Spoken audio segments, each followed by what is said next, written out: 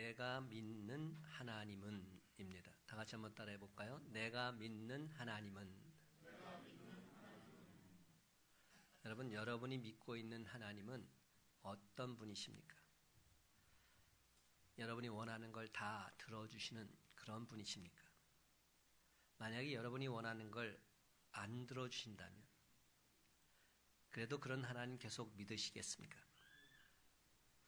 여러분 혹시 하나님을 마치 아라비안 나이트에 나오는 요술램프 거인처럼 그렇게 내가 원하는 걸 들어주는 분으로 생각하고 있는 것은 아닙니까? 우리가 주님을 향해서 이렇게 고백하지요. 주님, 주님.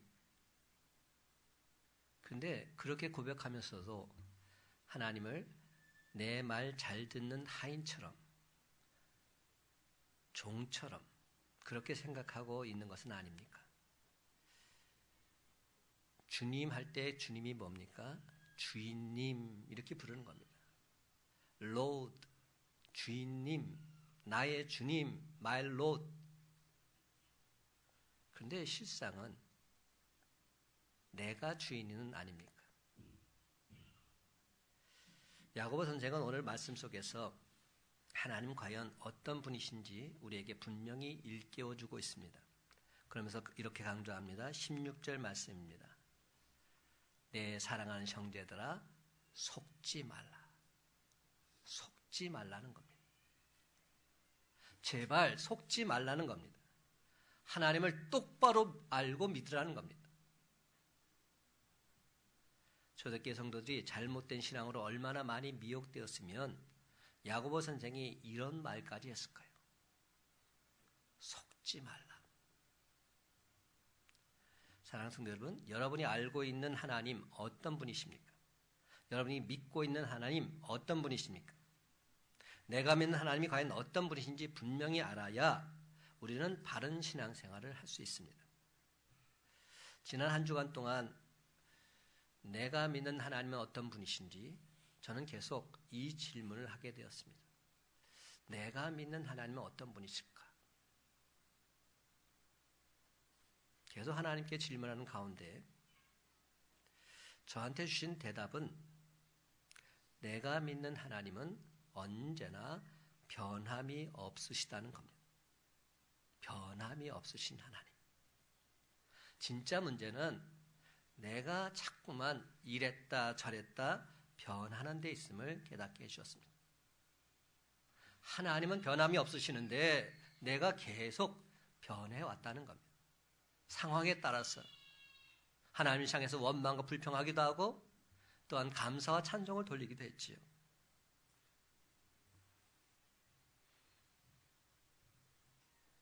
그렇습니다. 정작 문제는 내가 문제였던 겁니다.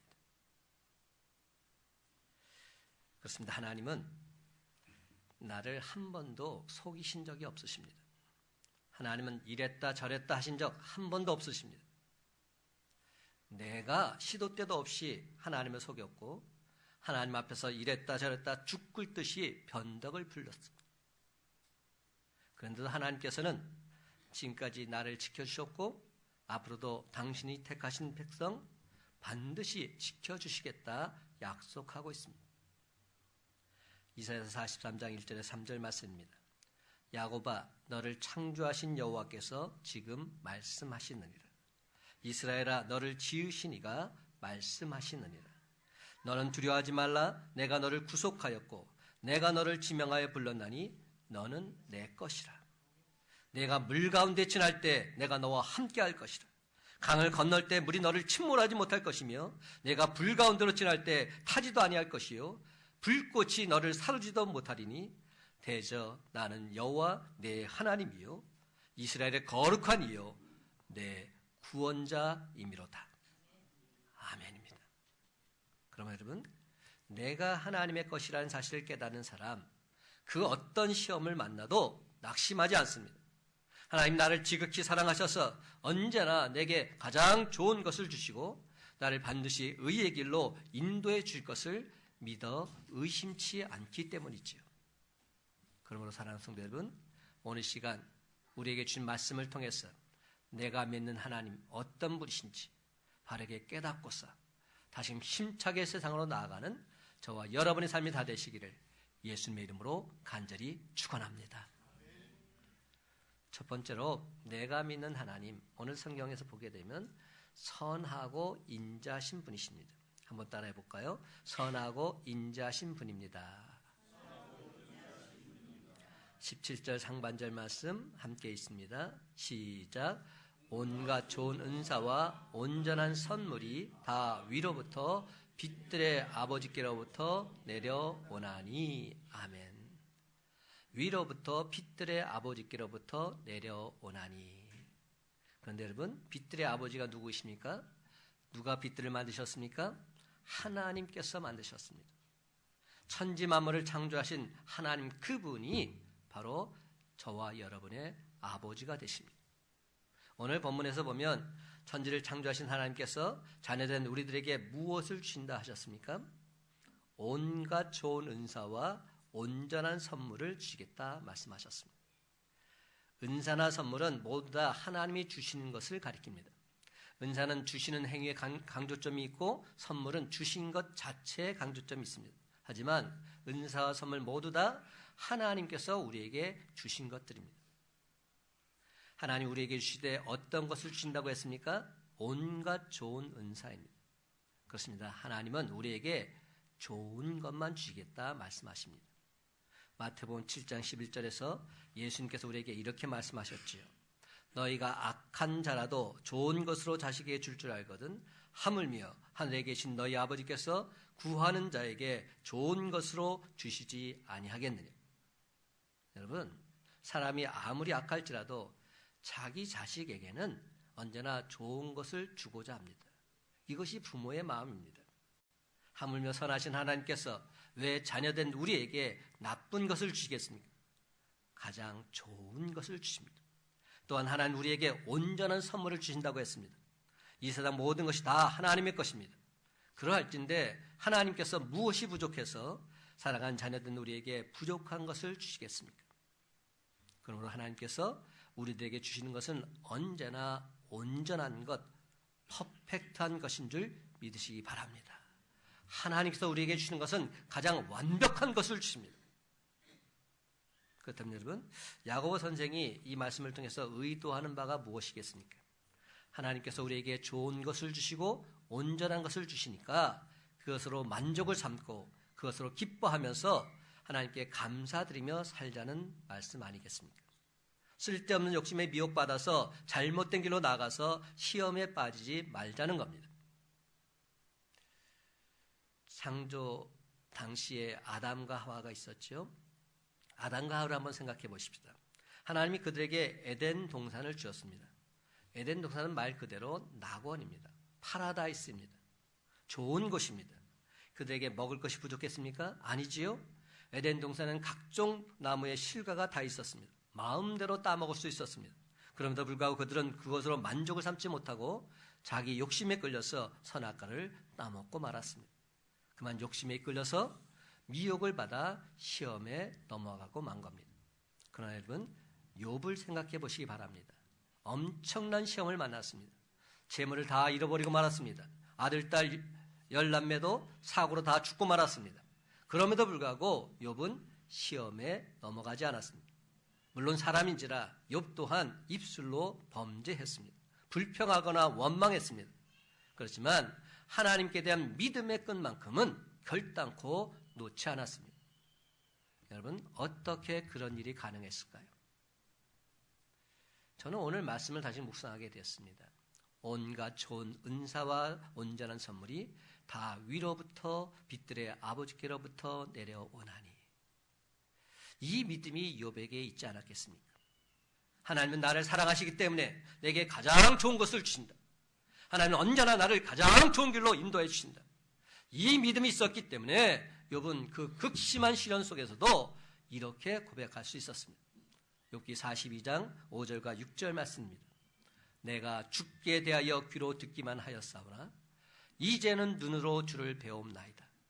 그러므로 내가 스스로 거두어드리고 티끌과 제 가운데서 회개하나이다. 아멘. 사랑하는 성도 여러분, 오늘 우리에게 이런 믿음이 있어야 합니다. 하나님은 나에게 좋은 것을 주신다. 온전한 것을 주신다. 이 믿음이 있을 때에 우리는 어떤 시험을 만나도 그 시험을 넉넉히 이겨낼 수 있는 줄 믿으시기 바랍니다. 그렇습니다. 하나님은 우리에게 좋은 것과 온전한 것을 주시는 분이십니다. 시편 100편 5절 말씀입니다. 여호와는 선하시니 그의 인자심이 영원하고 그의 성실하심이 대대에 이르리로다. 사랑하는 성도 여러분, 이 고백이 저와 여러분의 진실된 고백이 되어서 늘 항상 하나님이 주시는 온갖 좋은 은사와 온전한 선물을 맛보면서 모든 영광 하나님께 돌리는 저와 여러분의 삶이 다 되시기를 예수님의 이름으로 간절히 축원합니다. 두 번째로, 내가 믿는 하나님은 변함이 없으신 분이십니다. 저는 이 말이 참 좋아요. 변함이 없으신 분. 한번 따라 하십시다. 변함이 없으신 분입니다. 그렇습니다. 여러분, 하나님은 좋은 것을 주시되 변함이 없으시기에 언제나 우리에게 좋은 것을 주십니다.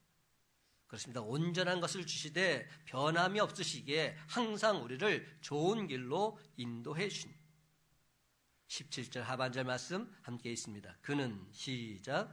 그는 변함도 없으시고 회전하는 그림자도 없으시니라. 아멘. 세상 모든 것들은 다 변합니다. 하나님이 만드신 빛들도 변합니다. 여러분, 낮에는 태양빛이 환합니다. 그러다가도 석양이 되면 그 빛이 흐려집니다. 밤이 되면 캄캄해져 버립니다. 또한 빛들은 회전을 합니다. 예컨대 태양은 동쪽에 떠서 서쪽으로 지지요. 거기에 따라서 생기는 그림자도 길었다 짧았다 계속 반복합니다. 그러나 우리가 믿는 하나님은 변함이 없으십니다. 그분의 능력도 변함이 없으십니다. 그분의 지혜도 변함이 없으십니다. 물론 우리를 향하신 하나님의 사랑도 변함이 없으십니다. 하나님은 언제 어디서나 지극한 사랑으로 자녀된 저와 여러분을 사랑해 주십니다. 또한 우리가 믿는 하나님, 빛의 근원이시지요. 하나님에게는 회전한 그림자도 없으십니다. 그렇습니다. 하나님은 빛 그 자체이시기에 어둠이 전혀 없으십니다. 그러므로 하나님은 언제나 우리를 의의 길로 인도해 주십니다. 예수님의 수제자 베드로 우리가 잘 알지요. 예수님을 모른다 3번씩이나 부인했습니다. 물론 그는 다구는 소리를 듣고서 철저하게 통곡하면서 회개했습니다. 그렇지만 힘들고 괴로운 마음을 이겨낼 수가 없었지요. 그래서 그는 갈릴리 바다로 되돌아가고 말았습니다. 예수님께서 그를 사람 남는 업으로 삼아 주셨건만 그는 그 고귀한 사명 망각해버리고 다시금 고기 잡는 업의 신세로 되돌아가 버리고 만 것이죠. 그런데도 불구하고 예수님께서는 절대로 베드로를 포기하지 않으셨습니다. 다시금 그를 찾아오셨습니다. 요한의 아들 시몬아, 내가 나를 사랑하느냐? 예수님께서는 베드로의 마음속에 있는 예수님을 향한 사랑 너무나도 잘 알고 계셨던 것이죠. 이에 베드로는 이렇게 대답합니다. 주님, 그렇습니다. 내가 주님 사랑한 줄 주님이 아십니다. 예수님 베드로에게 3번 반복해서 내가 나를 사랑하느냐 물으셨지요. 이는 예수님을 모른다 3번씩이나 부인했던 베드로의 깊은 상처, 주님께서 말끔하게 씻어주기를 원하셨던 것 때문입니다. 베드로는 예수님에게 자기의 사랑을 고백하는 과정 속에서 자신의 마음속에 있는 깊은 상처가 하나씩 치유되는 것을 느낄 수 있었습니다. 예수님 베드로에게 사랑 고백을 다 듣고 나신 후에 다른 제자들이 보는 앞에서 뭐라고 말씀하신지 아십니까? 이렇게 말씀하셨습니다. 내 양을 먹이라. 내 양을 치라. 내 어린 양을 먹이라.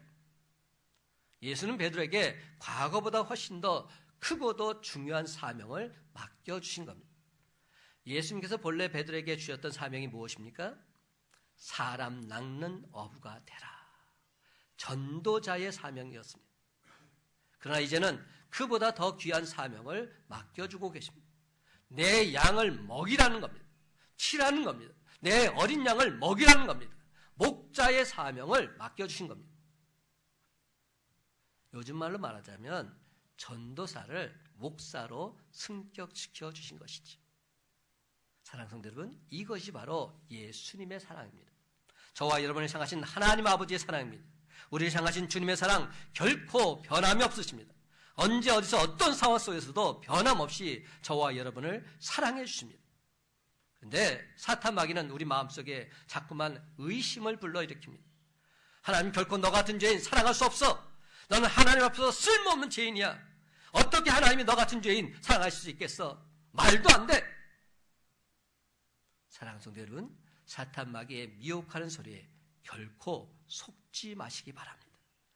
하나님은 변함이 없으십니다.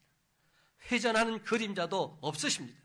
그 어떤 상황 속에서도 하나님은 끝까지 나를 사랑하십니다. 여러분, 이런 올바른 신관을 가질 때 우리는 시험을 이기되 넉넉히 이기게 될 줄로 믿습니다. 다윗 왕을 보시기 바랍니다. 그는 우리아의 아내 밧세바와 간음죄를 저질렀지요. 또한 그 사실을 숨기기 위해서 충성된 부하 우리아까지도 최전방에 나가서 싸우다 죽도록 했습니다. 살인교사죄를 저지른 겁니다. 다윗 그는 아무도 이 사실을 모를 줄 알았습니다. 아니, 아무도 모르기를 바랬지요. 그러나 나단 선지자가 와서 하나님의 이름으로 그를 질책합니다. 바로 그 순간 그는 정신을 바짝 차립니다. 그리고 나서 그가 어떻게 행동했습니까? 통곡하면서 하나님 앞에서 철두철미하게 회개하고 있습니다. 근데 여러분, 저는 여기까지는 누구나가 다 할 수 있는 모습입니다. 통에 자복하는 것 누구나 다 할 수 있습니다. 그 다음이 문제라는 겁니다. 오늘 오후 시간에도 제가 말씀을 전할 때 회개에 합당한 열매란 제목으로 말씀을 전할 예정입니다. 회개에 합당한 열매. 회개란 무엇인가? 열매까지 맺어야 회개라는 겁니다. 진정한 회개는 뉘우치는 데서 끝나는 것이 아닙니다. 뉘우쳤다면 삶이 바뀌어야 됩니다. 삶이 바뀌지 않았다면 뉘우친 게 아닙니다. 뉘우친 척한 거지. 왜 많은 그리스도인들이 세상 사람들로부터 질시 반목을 받을까요? 회개하지 않았기 때문에. 회개한 척했기 때문에. 오늘날 이 땅의 나라를 바라보면서 안타까운 마음이 있습니다. 우리 믿는 자들이 왜 세상에 빛이 되지 못하고 소금이 되지 못할까?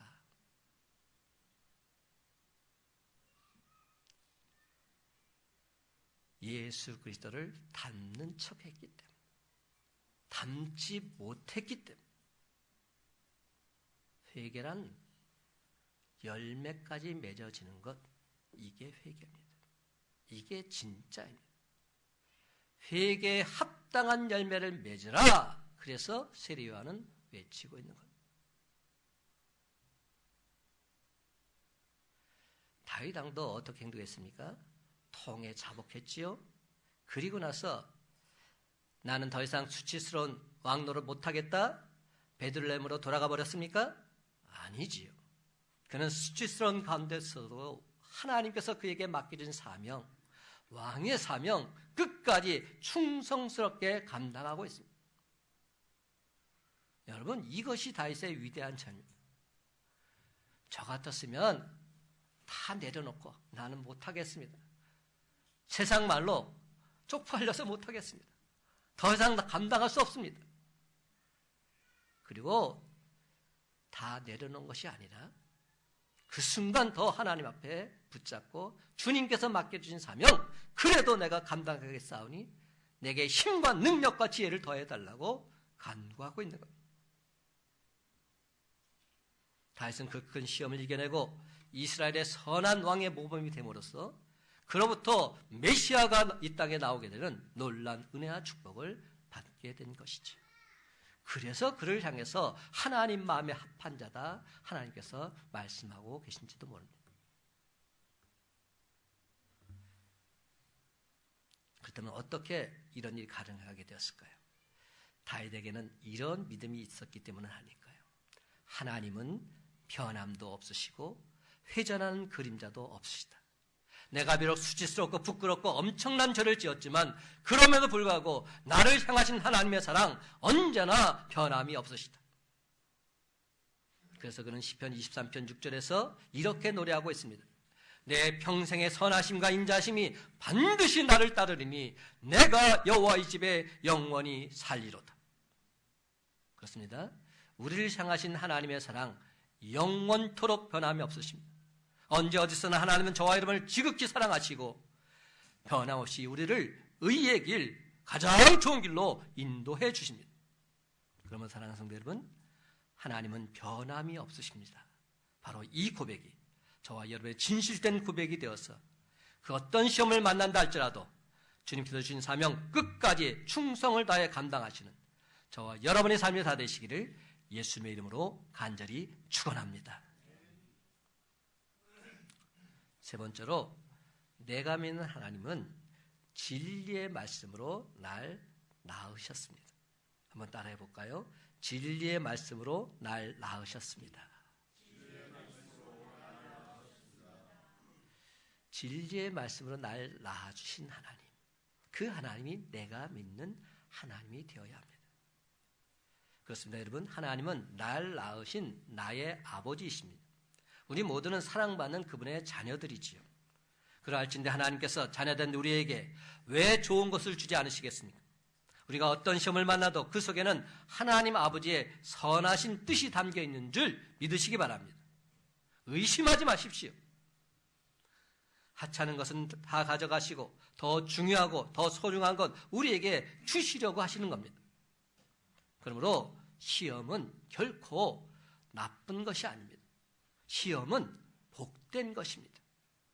그렇습니다, 여러분. 날 사랑하시는 하나님 아버지께서 내게 한없는 복을 주시기 위해서 시험 너머에다가 생명의 면류관을 준비하시고 저와 여러분을 온전히 인도해 주는 줄 믿으시기 바랍니다. 18절 말씀 다 같이 한 목소리로 읽기를 원합니다. 18절입니다. 시작. 그가 그 피조물 중에 우리로 한 첫 열매가 되게 하시려고 자기의 뜻을 따라 진리의 말씀으로 우리를 낳으셨느니라. 아멘.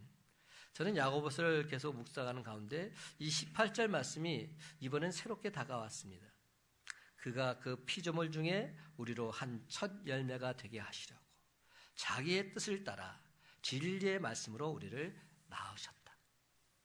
야고보 선생은 하나님 우리를 낳으셨다는 사실과 관련해서 중요한 세 가지 말씀을 18절에서 일깨워주고 있습니다.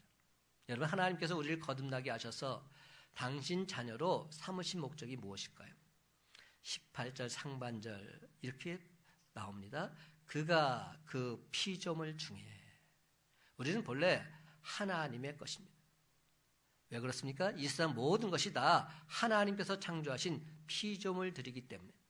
그러나 그 가운데서도 특별히 하나님은 저와 여러분을 택하셔서 하나님의 자녀로 삼아주셨습니다. 이는 우리로 하여금 첫 열매가 되게 하십니다. 분명히 말씀하고 있습니다. 우리를 택하셔서 열매 맺기를 원하신다는 겁니다. 그러므로 여러분, 하나님께서 우리를 얼마나 소중히 생각하시겠습니까? 이사야 49장 15절 이하의 말씀, 여인이 어찌 그 젖먹는 자식을 잊겠으며 자기 태에서 난 아들을 긍휼히 여기지 않겠느냐. 그들은 혹시 잊을지라도 나는 너를 결단코 잊지 아니할 것이다. 내가 너를 내 손바닥에 새겼노라. 그렇습니다, 여러분. 하나님이 결단코 우리를 잊지 않으십니다. 왜냐하면 우리를 하나님의 당신의 자녀로 삼아 주셨기 때문에. 하나님 우리 이름을 당신의 손바닥에 새겨주셨기 때문에 잊을 수가 없는 겁니다. 우리 이름을 손바닥에 쓴 정도가 아닙니다. 새겨 넣으셨습니다. 지워지지 않습니다. 결단코 잊지 못합니다. 그만큼 우리를 사랑하시면서 지켜주시고 눈동자 같이 보살펴주고 계십니다. 왜냐하면 우리 모두 다 하나님의 자녀들이기 때문이죠. 그렇다면 왜 하나님께서 우리를 낳으셨을까요? 저와 여러분이 잘나서 그런 겁니까? 우리가 의로워서 그런 겁니까? 어떤 사람들은 착각을 해요. 내가 하나님 앞에 택함 받을 만 했으니까 택함 받았겠지. 아니에요. 하나님께 택할 만한 자격 우리들 없습니다. 성경 뭐라고 말합니까? 자기의 뜻을 따라, 하나님의 뜻을 따라 우리가 택함 받게 되었다. 이는 오로지 하나님의 은혜다. 이렇게 말하고 있는 겁니다. 하나님께서 우리를 택하여 주신 것은 하나님의 전적인 은혜로다. 이렇게 말하고 있는 것입니다.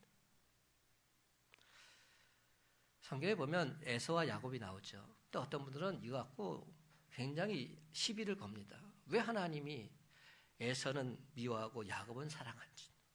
그럴 수 있냐고. 여러분, 야곱이 에서보다 나아서 그런 겁니까? 아닙니다. 오해하지 마세요. 착각하지 마세요. 전적으로 하나님의 강권적인 은혜인 겁니다.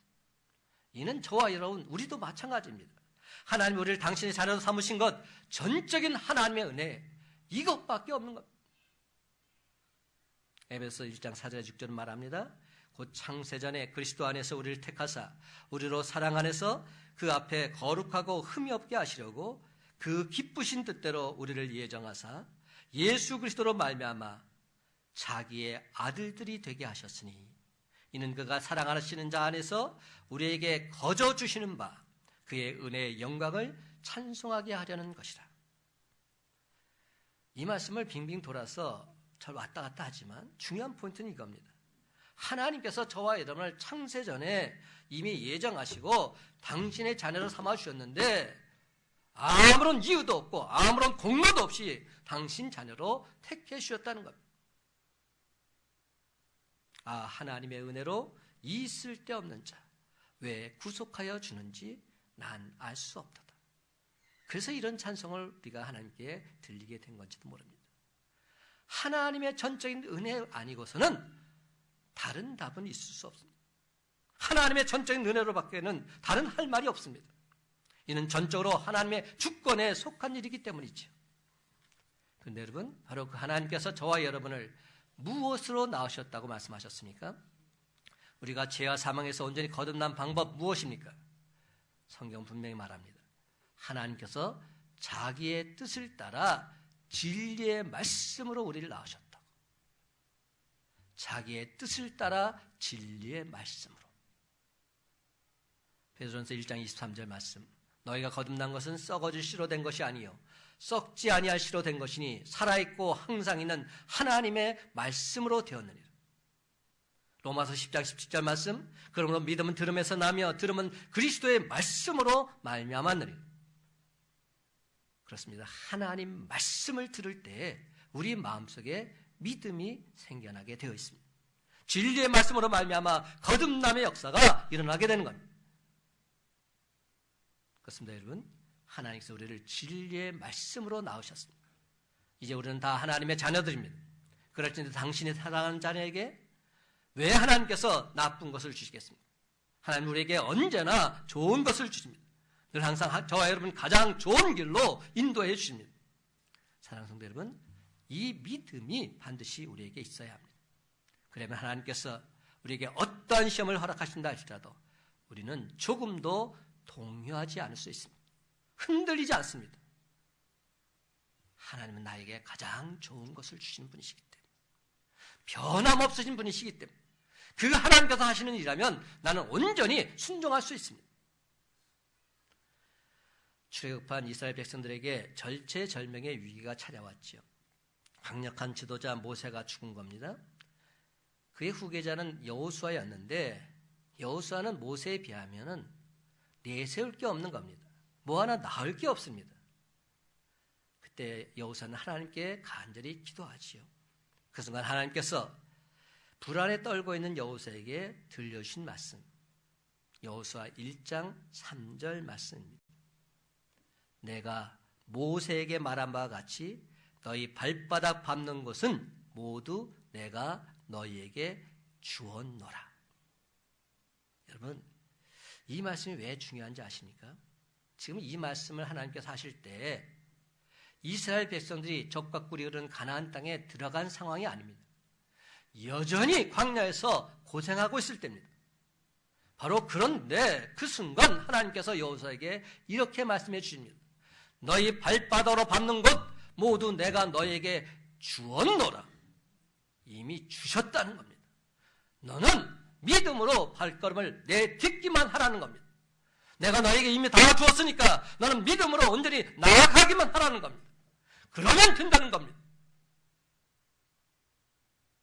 사랑하는 성도 여러분, 하나님께서는 나를 가장 좋은 길로 인도하신다. 하나님께서 내게 가장 좋은 것을 주신다. 하나님께서 내게 더 큰 축복을 나는 주실 줄 확신한다. 우리가 이러한 믿음이 있을 때에 비로소 우리 앞길을 하나님의 인도하심에 온전히 맡길 수 있는 것입니다. 그렇습니다, 여러분. 내가 믿는 하나님 선하시며 인자하십니다. 나를 향하신 하나님의 사랑 결코 변함이 없으십니다. 하나님의 능력도 하나님의 지혜도 변함이 없으십니다. 하나님은 빛 그 자체이십니다. 그 속에는 전혀 어둠이 없으십니다. 내가 믿는 하나님은 당신의 자녀된 우리를 너무나도 사랑하십니다. 내가 믿는 하나님은 언제나 나에게 가장 좋은 것을 주시고 가장 좋은 길로 인도해 주시는 분이십니다. 그런 하나님이실진데 그런 하나님 아버지께서 나에게 의미 없는 십자가, 의미 없는 시험 주실 리 만무합니다. 그렇습니다. 인생을 살면서 그 어느 것 하나 버릴 것이 없습니다.